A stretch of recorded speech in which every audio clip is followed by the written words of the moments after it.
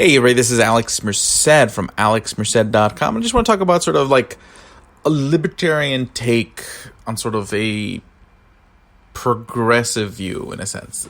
Now, the progressive worldview, if you're not familiar with it, so I spend a lot of time trying to understand worldviews, not based on sort of what I feel they end up doing. That's what a lot of people do. They define how they look at other ideologies that are not theirs based on what they feel they end up doing, not sort of how the people within that ideology see themselves.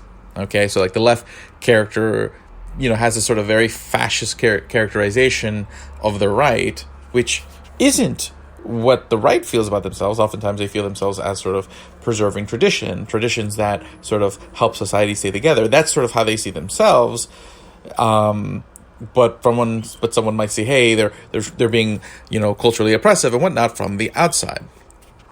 And from the right, we'll look at the left and say, okay, they're a bunch of, communists and say, hey, they're just looking to redistribute society for the sake of redistribution, and they just, want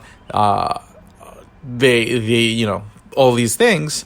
When from internally, like on the left, what they're looking at is they're just saying, hey, we see certain inequities in the world that we feel are unjust, and we're just seeking to correct them. They don't necessarily see themselves as trying to limit anyone's anything. They just basically believe that they need to concentrate large-scale efforts to correct certain sort of problems they see, okay? And they feel like that those problems not being corrected are actually what's sort of hurting society from growing to where it can grow and growing to larger scales far as the variety of things, okay? So again, there's a difference between sort of like how people see themselves versus how other people see them, okay? Because people will take actions sort of insularly based on what they view they're looking to do, but not really think about like how they're doing it. They're just thinking about what they're working towards. And then in the end, they end up doing the stuff, but when from the outside looking in, it looks like, okay, this is what they're really trying to achieve, or this is what their mantra is. And I think it's important to understand people as they see themselves, because if you're looking to communicate with them, you need to communicate with them at their level. Although, again, there are things that I do take from sort of a progressive worldview, and I think are things that can be adapted into a libertarian worldview, or I think are things that are already part of a libertarian worldview in a sense. Like, sort of when I take a look at it, like the problem is this focus on inequality, this focus on imbalances. So they take a look at sort of people having power over others. And what they're seeing is that the source of that inequity of power to be something that has to do with sort of inequality. And inequality could be a material inequality, a cultural inequality, these kind of things. So the idea is that we can correct this by balancing the things out. The problem is equality can't be reached unless you're pulling the people who are at the top down and pulling people from the bottom up. But then everyone ends up in the middle. And there's going to be people who could have done more, who could have been more. So as a libertarian, to me, it's not about equality. It's about an untethering.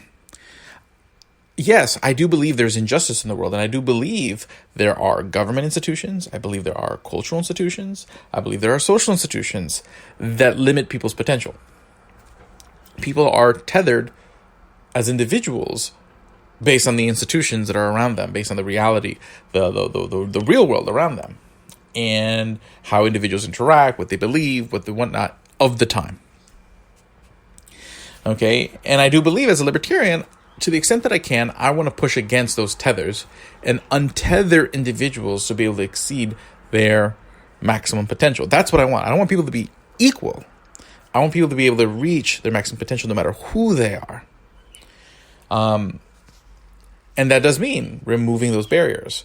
So when I'm having a political conversation about government policy, I'm focusing on the government barriers that tether people. But those aren't the only things. There are social and cultural barriers, but I don't expect politics to solve those. That's sort of the big difference. I don't want government sitting there trying to manufacture culture and social norms and whatnot. But it doesn't mean I don't want social norms and culture to change or evolve. But I believe that is what is sort of the right evolutions. What are the evolutions that are sustainable?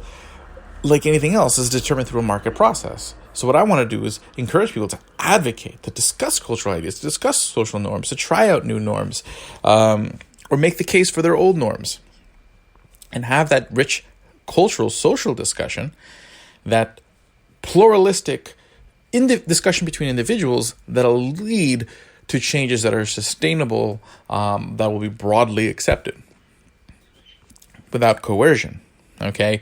Versus coercing changes, which oftentimes causes changes to happen. Actually, in the attempt to make things happen faster, you end up making things slower because you cause sort of deep-seated divisions in society.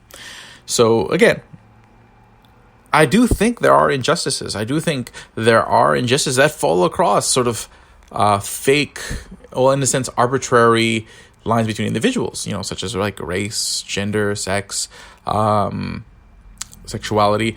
There are aspects of these things. So while these things are just arbitrary, and as individuals, we are so much more than those things, the reality is that there are sort of social norms and cultural norms and predispositions of individuals that lead to these aspects of people,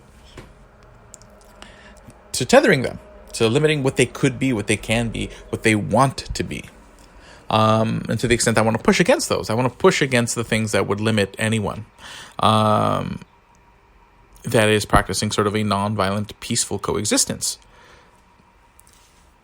But again, I'm not asking for government to have to wage the cultural and social battle, but I am waging against a battle in politics against government policy that would tether people, that would limit that cultural and social evolution from happening, and also economic evolutions from happening, from the way we commerce and trade with each other. So sort of, hopefully that kind of ties together a lot of things I think a lot of libertarians have been wanting to express, wanting to say, as far as how they feel about sort of coalescing all these different ideas, the idea that people are diverse, that people are conservative, that people are progressive.